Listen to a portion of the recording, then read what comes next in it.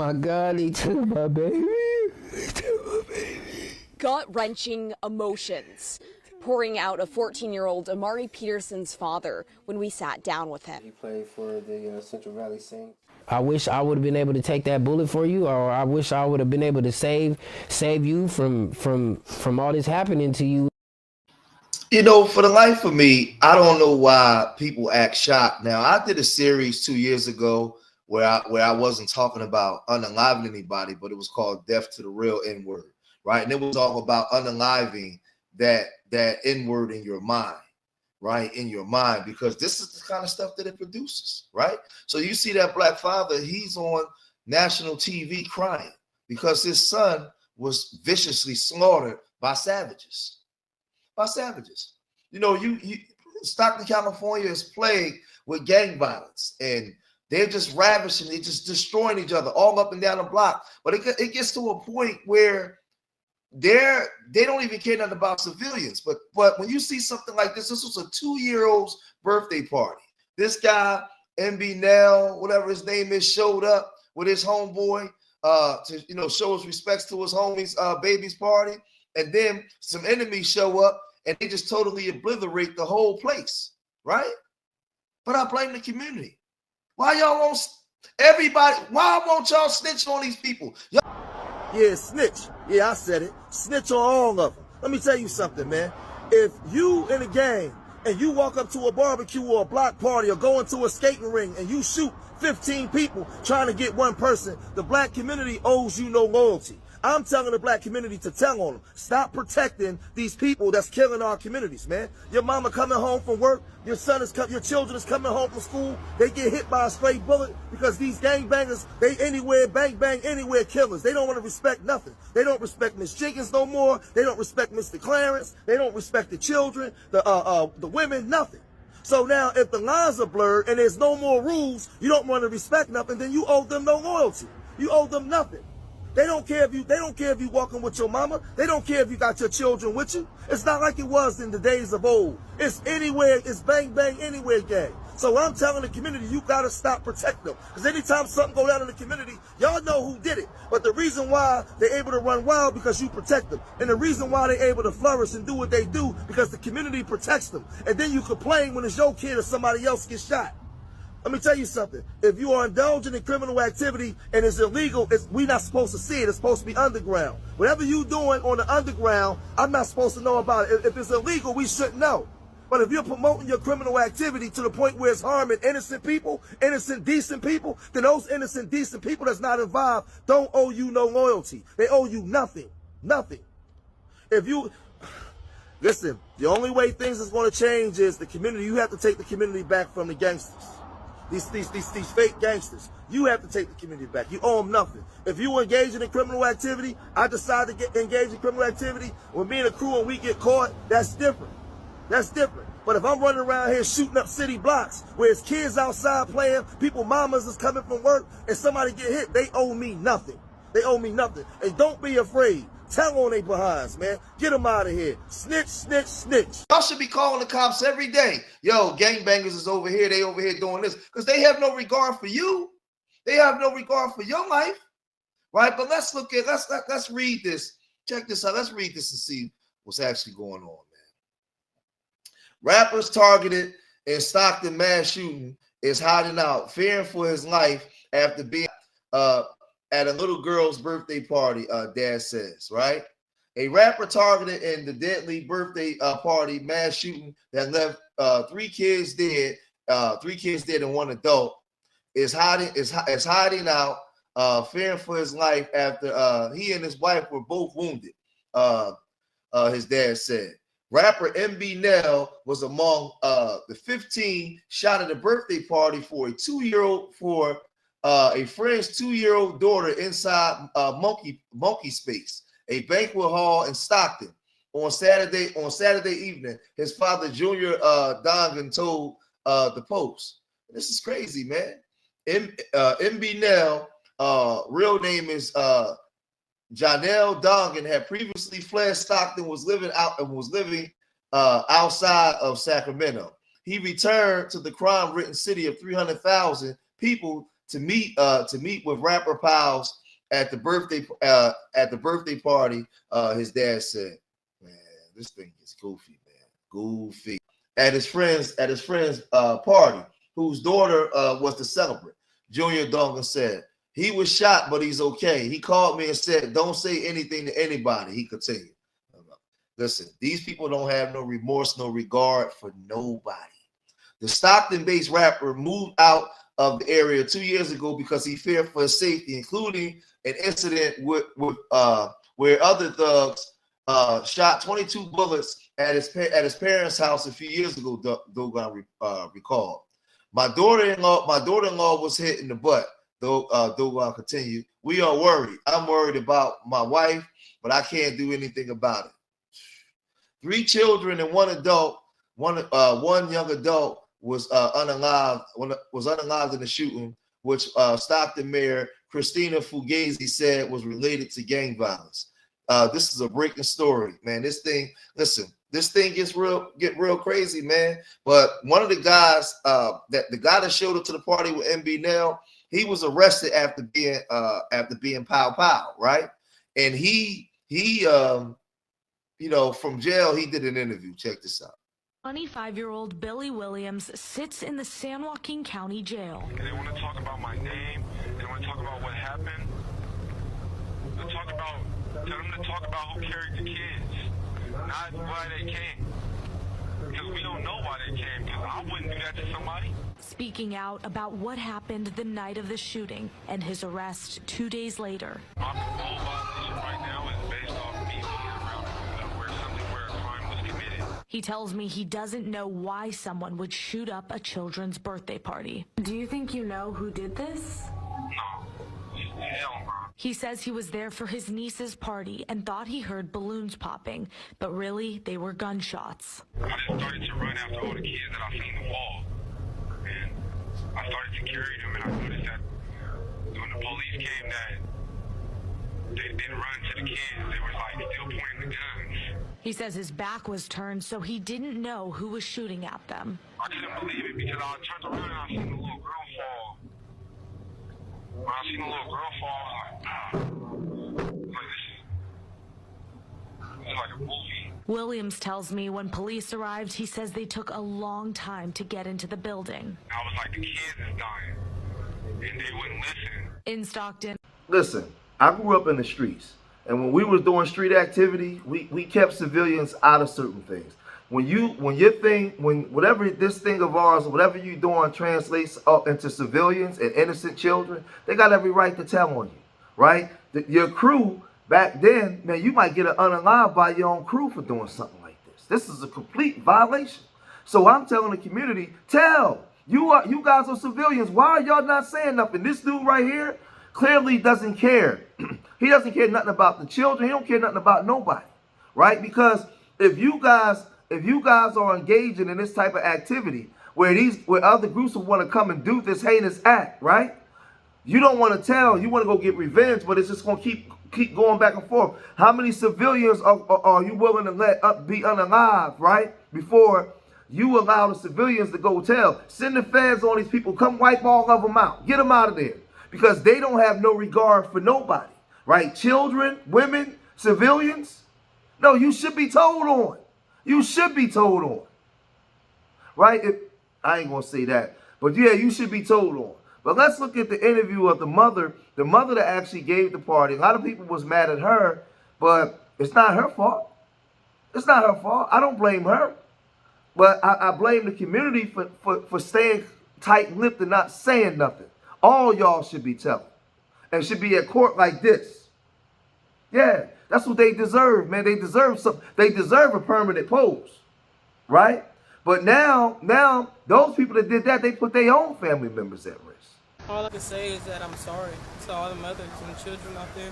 If I could do anything to prevent this, I would. I threw a birthday party for my little daughter. She actually turned 2, and I just wanted all my family to come together, and an incident happened. Everybody's getting together around and just start cutting the cake, and all we heard was gunshots. And everybody just fell to the ground. It was just unexpected. I don't even know what was going on. Everybody was inside. It was just a misunderstanding. I actually thought it was my balloons popping. It was gunshots. I don't know what happened. I'm lost of words. I'm speechless, and I just want to like say I'm sorry to all the mothers out there that lost their kids. And this is why it's really hurting me, because I see youth all day. I see kids all day. I'm a mother of 3. So for me to see kids on the floor and just bleeding and I can't help them, and I help people that I help the youth at my job, it was hurting me not to help them on the floor. Try not to be in public all the time with your kids, because anything can happen and bullet do not have a name. I believe that if you guys ever have a birthday party, just have a birthday party indoors and don't be outside. It took the police forever to get there. It took the ambulance, I mean, at least 30, 45 minutes to get there. There was so many people hurt, and there wasn't enough ambulances. I mean, I'm telling you, we escorted one girl out who was shot in both her legs, and we had to carry her out. She got left by herself, so we had to carry her out. And she was sitting there waiting for an ambulance, but they kept having to prioritize the people who were non-responsive, and there were so many non-responsive bodies. That's why I just don't understand if the news is not at liberty to release, like the details of what really happened, or baby, that's God works miracles because you're telling me that these lifeless bodies survived. Or if just for some reason, they don't know the facts. Nobody wanted to cooperate with the police, and, that's how the streets go, so nobody talked to the police.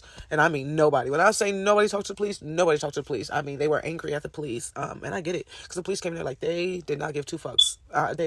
No emotion. No, they did not give 2 fucks. At least that's what it appeared like. Like I said, I've never seen so many dead bodies in my life, or bodies, I don't know, injured bodies, but that's what it was like on the inside. Again, nowhere to run, nowhere to hide, and God definitely kept you covered if you made it out alive. So, but to everybody that loves somebody, oh my God, tell them how much you love them every day. Hold your family tight. Like, I'm telling you. I don't know what would happen if something would happen to one of my babies. I don't know. But anyway, I'm going to shut up now, and I'm just going to pray like I have been doing all day. Now, we saw the image of the black father whose 14-year-old son was unalive, man, in the situation. And it always pains me to see a black man cry, man, because, we go through so much, and we're told to be strong and tough all the time. Even as a kid, when you fall down and scrape your knee, they tell you to get up and shake it off, man. Take it like a man, and seeing that man cry for his baby, it destroyed me, man. It just messed me up real bad, man. It took me a minute to get myself to even make this video, because I suffer from PTSD because all the things that I went through. And in my PTSD, I don't get violent. I'm hyper emotional, like super emotional. They used to try to give me medicine for it, and I stopped taking the medicine. My therapy is working out. Like, I've been through a lot. I've seen a lot that a young, undeveloped mind shouldn't have saw. So when you see these people like this, you develop PTSD. I've been through things like this, not this severe, where they were going and they were doing mass powwowings, unaliving children. But I've been through some stuff, man, some real serious stuff. I had one of my children was caught in a crossfire back in 2000. So I've experienced this kind of stuff, right? Like I said, I suffer from PTSD. But let's look at the father when he was giving an interview, with the unaliving of his child. All I could see is my son crawling on the ground and me trying to resuscitate him. At just 14, Amari Peterson took his last breath. He had 1 bullet hole right above his heart. Amari and his family, a few of the dozens on Saturday who were just trying to celebrate the birthday of a 2-year-old. I just heard gunshots, and then the shooter came in, and he came in. I turned my back and I looked at him, and then I just started seeing him shoot. Just sit down. Patrick's daughter was grazed, and in the panic before he could even react, everybody running off, and then my son is just sitting there, just crawling, trying to get up. So I got my baby. I had to hop back over the counter, and I'm trying to see what's going on with him. I'm trying to give him CPR and the bullet, and he just got blood coming out his face, and it's just something that a father should never have to go through. What no one should ever endure is now on a painful replay. Every time I get ready to lay down, I'm like laying over my son while he's sitting there breathing, trying to breathe. Every day he would tell me, "Dad, I love you. Dad, I appreciate you." every night, every morning.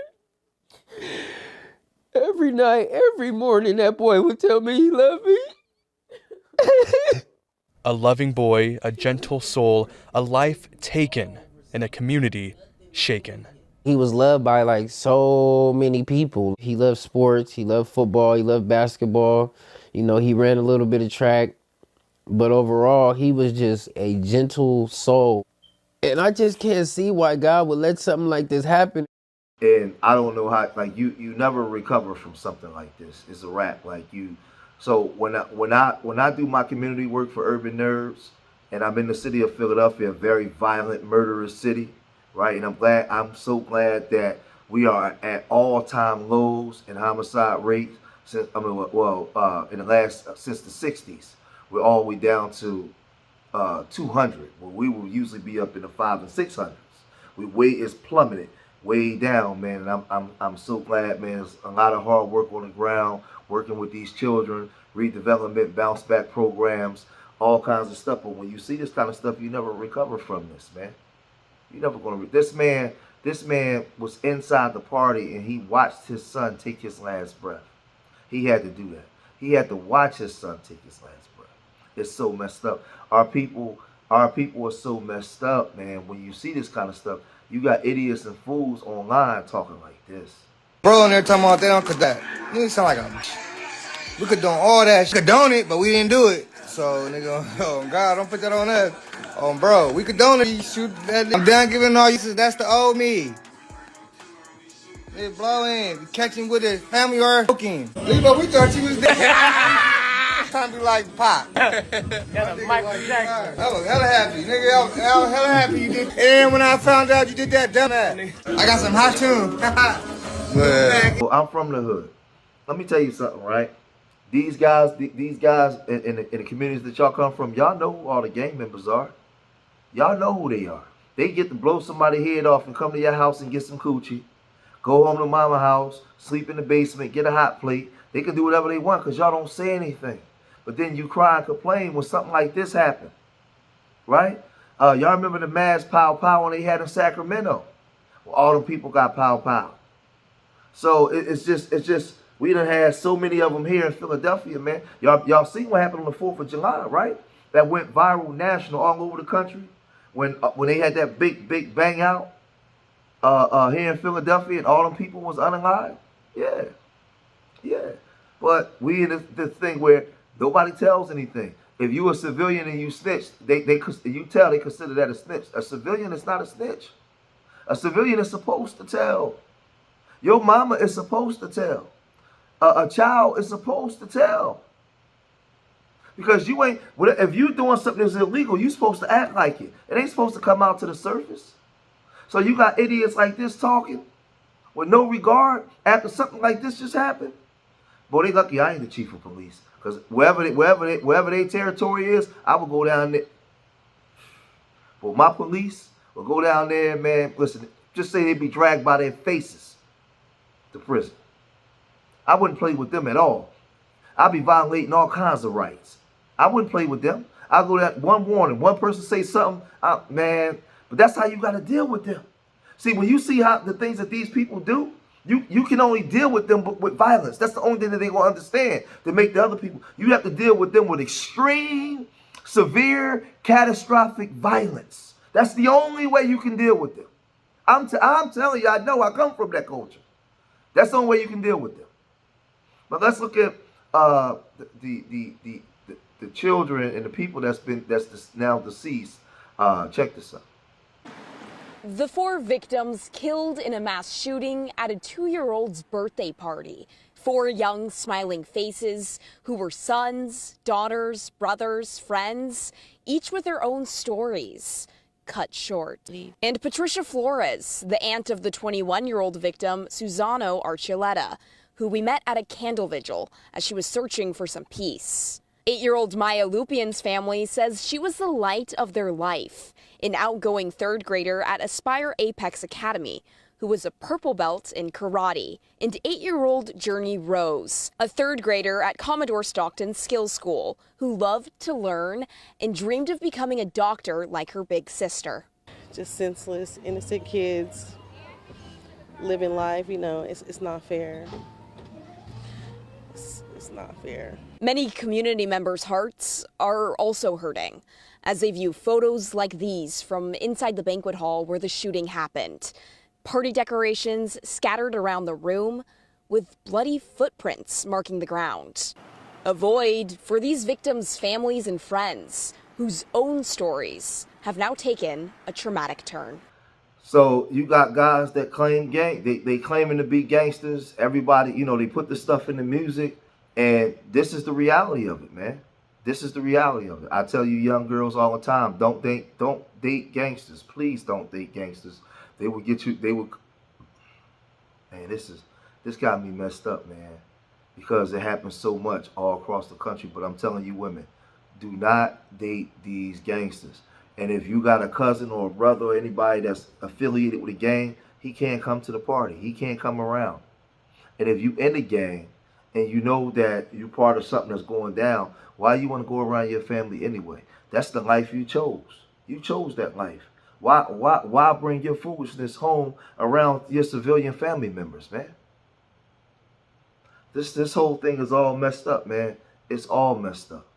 Because yeah, them people shouldn't have did it, but you involved in stuff that you shouldn't be involved in. You involved in barbaric. Man, I'm at a loss for words for this joint, man. Y'all gotta let me know what y'all think about this, man. I don't even know what to say. It's just me working with these kids every day, trying to change lives, and something like this happens, especially with the babies at a 2-year-old party. I want to go off. I'm angry, but nope. Just let me know what y'all think, man. If you made it this far in the video, hit that like button, subscribe to Street Media TV. This stuff triggers my PTSD, man. Subscribe to Street Media TV, and remember, I love y'all. Till the next time, peace.